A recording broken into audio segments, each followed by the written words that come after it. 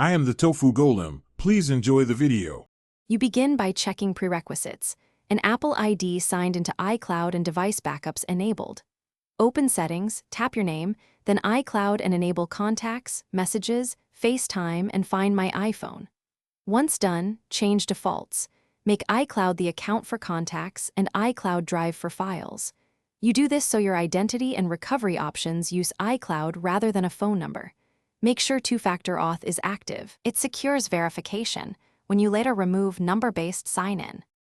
Now you replace phone number reliance with iCloud-based identifiers. Go to Apple, com or settings name, phone, email, and remove or make secondary any phone number you don't want used. Add an alternate reachable email or use your iCloud email as primary contact.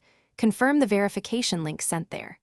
Then open Messages and FaceTime, select Use Apple ID for iMessage/FaceTime, and sign in with iCloud. This makes messages and calls route via your iCloud identity instead of a cellular number. Finish by confirming consistency.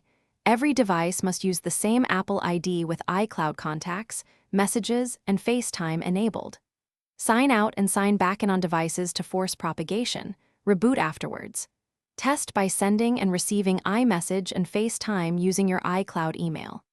If things go wrong, start with two-factor prompts, accept or reissue codes, and reset network settings if connectivity blocks verification. If messages still show the old number, remove it from Apple ID and repeat sign-ins so iCloud becomes the active identifier. Thanks for watching. Consider subscribing if we helped you today.